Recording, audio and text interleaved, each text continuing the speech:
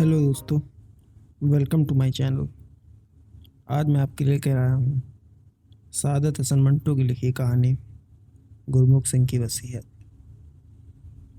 आपको अगर ये कहानी पसंद आए तो please subscribe my channel and like this video और कमेंट में बताइए कि आपको ये कहानी कैसी लगी।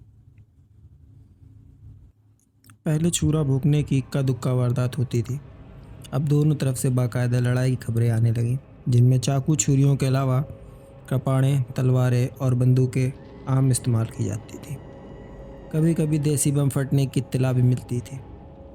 अमृतसर में करीब करीब हर एक का यही हाल था कि ये मजहबी झगड़े देर रात तक जारी नहीं रहेंगे।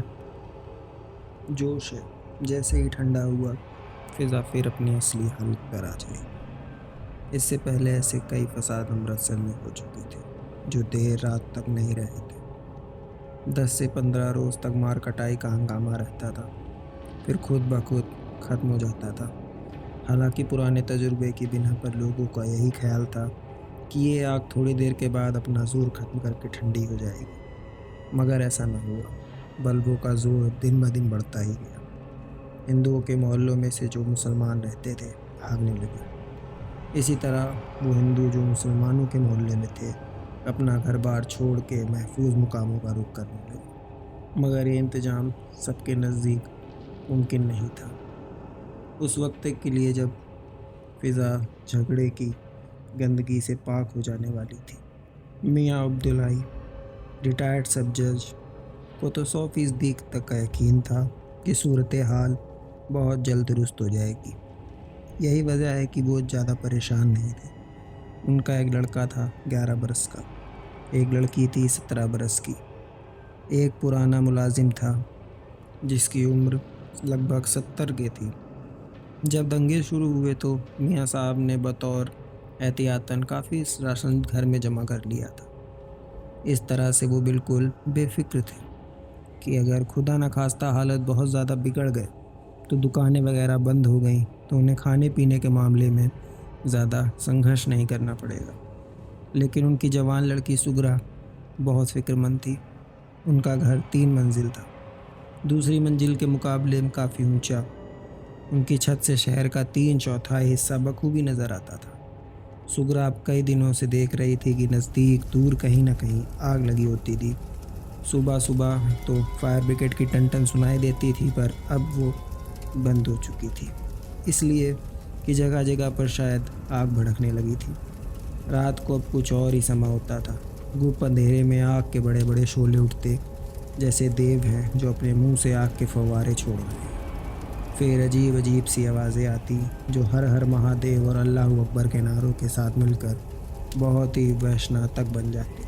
सुगरा बाप से अपने खौफ व हरास का जिक्र नहीं करती थी, इसलिए कि वो एक बार घर में कह चुके थे कि डरने की कोई वजह नहीं, सब ठीक हो जाएगा। मियाँ साहब की बातें अक्सर दुरुस्त हुआ करती थी।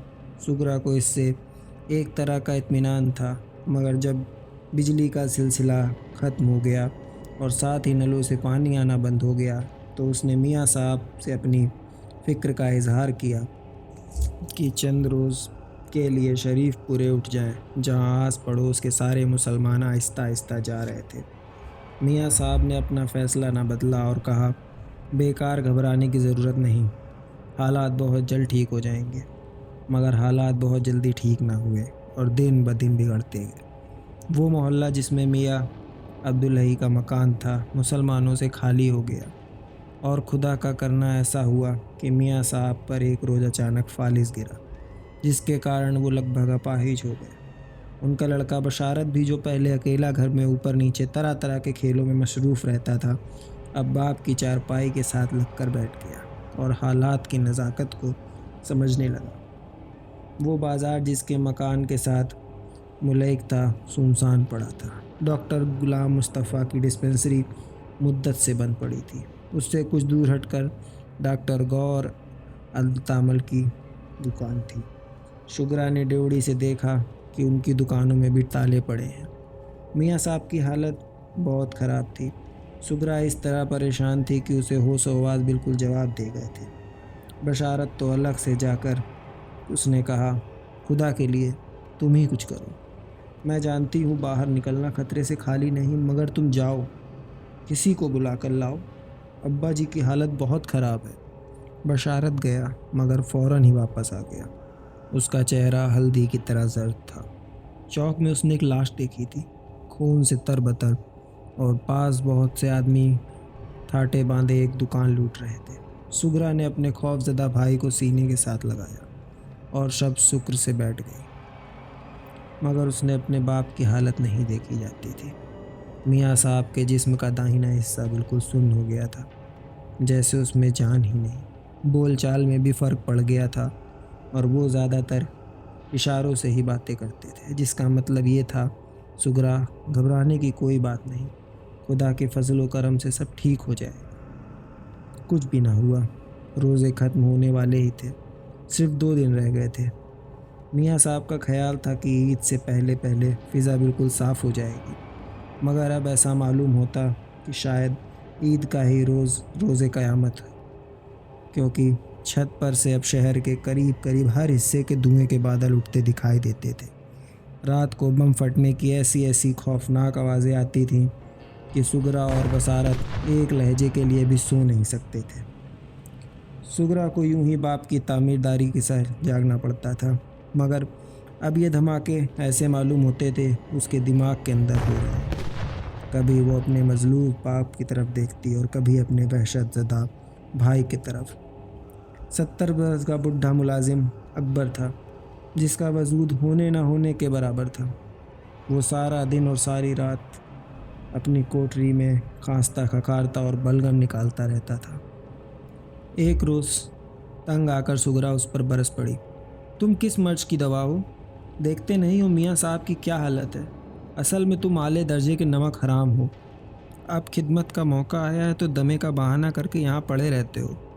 वो भी क्या नौकर थे जो मालिक के लिए अपनी जान तक कुर्बान कर देते थे।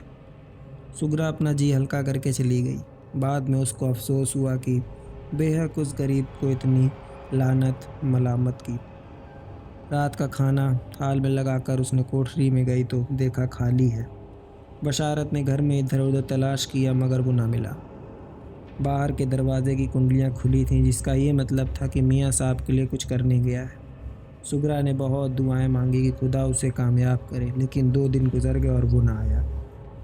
शाम का वक्त था। ऐसी कई शामें सुगरा और बशारत देख चुके थे, जब ईद की आमद के हंगामे बरपा होते थे। अब आसमान पर चांद देखने के लिए उसकी नज़रें ज़मीं पर रहती थी। दूसरे रोज़ ईद थी, सिर्फ चांद को उसका ऐलान करना था। दोनों इस ऐलान के लिए कितने बेताब हुआ करते थे। आसमान पर चांद, जगह पर अपनी बादल कोई हटीला टुकड़ा जम जाता तो कितनी कोफ्त होती थी उन्हें। मगर अब चारों तरफ धुएं के बादल थे। सुगरा और बशारत दोनों छत पर चढ़े। दूर कहीं कोठे पर लोगों के सताए धब्बे के सूरत में दिखाई देते थे, मगर मालूम नहीं ये चांद देख रहे हैं या जगह जगह सुलगती और भड़कती हुई आग। चांद भी कुछ ऐसा ढीठ था कि धुएं की चादर में से भी नजर न आया। सुगरा ने हाथ उठाकर दुआ मांगी कि खुदा अपना फजल करे और बाप की तंदुरुस्ती अता फरमाए। बशारत दिल ही दिल में कोफ्त महसूस कर रहा था कि गड़बड़ के कारण एक अच्छी भली ईद गारत हो गई। दिन अभी पूरी तरह ढला नहीं था, यानी शाम की स्याही अभी गहरी नहीं हुई थी। मियाँ साहब की चारपाई छिड़काव किए हुए सहन में बिछी थी।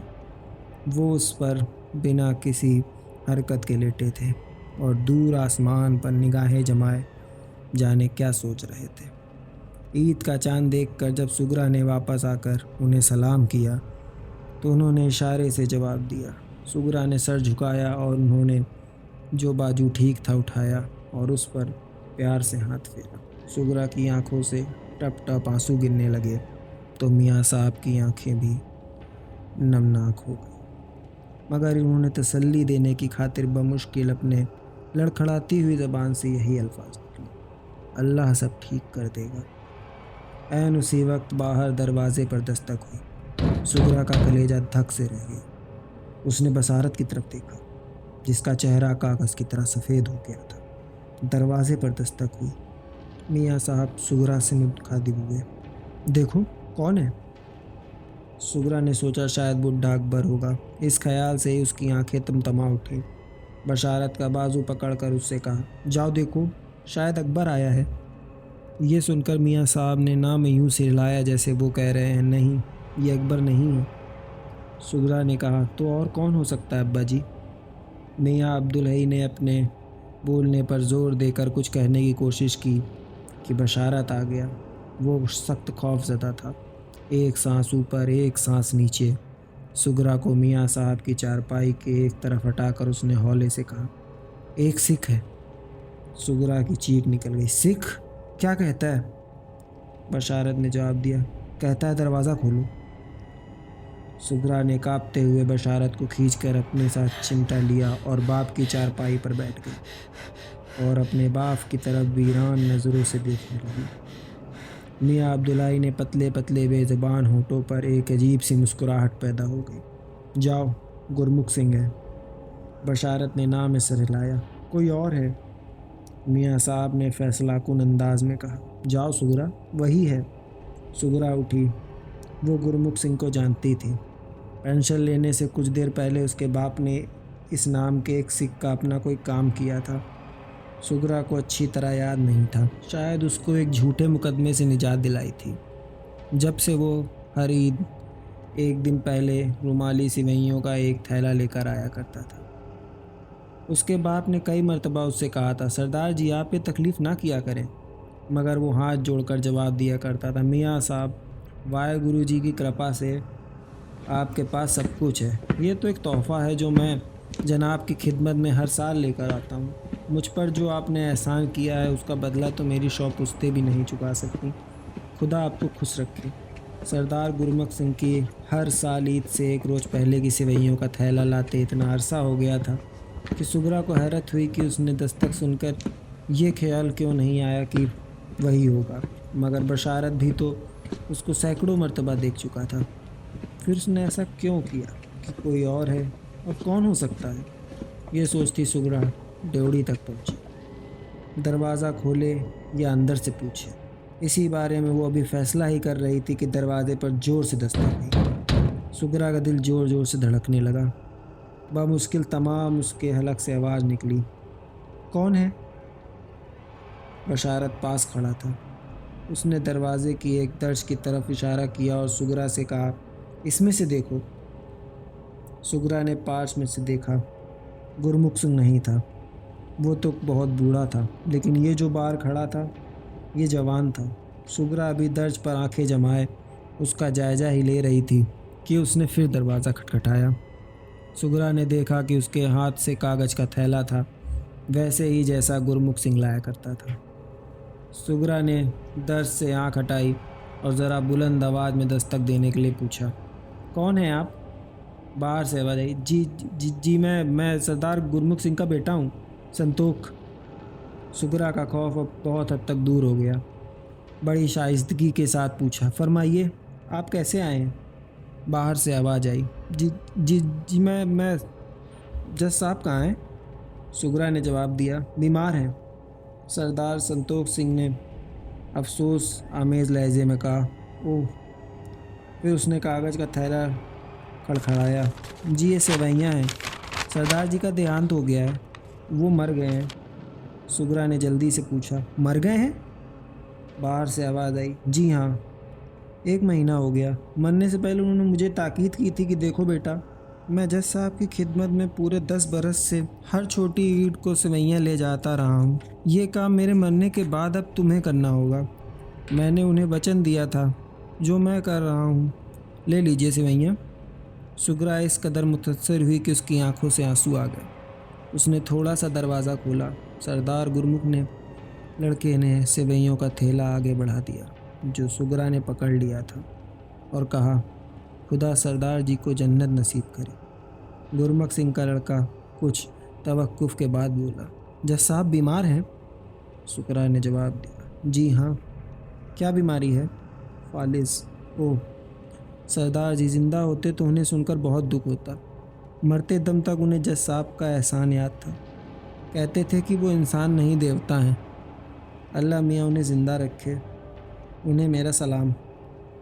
और ये कहकर वो थड़े से नीचे उतर गया। सुगरा सोचती रह गई कि वो उसे ठहराए और कहे कि जज साहब के लिए किसी डॉक्टर का बंदोबस्त कर। सरदार गुरमुख सिंह का लड़का संतोष जज साहब के मकान के थड़े से उतरकर चंद गज आगे बढ़ा ही था कि 4 ठाठा बांधे हुए आदमी उसके पास आए। 2 के पास जलती हुई मशालें थी और 2 के पास मिट्टी के तेल के कनस्तर और कुछ आतिशखेज चीज़ें।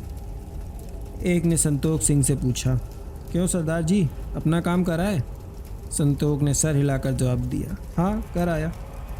उस आदमी ने थाटे के अंदर हंसकर पूछा, तो कर दे मामला ठंडा जज साहब का? हाँ, जैसी तुम्हारी मर्जी। ये कहकर सरदार गुरमुख सिंह का लड़का चल दिया। दोस्तों, आपको ये कहानी कैसी लगी हमें कमेंट में ज़रूर बताइए और चैनल को सब्सक्राइब कीजिए। तो फिर मिलेंगे किसी और कहानी के साथ किसी और रोज़।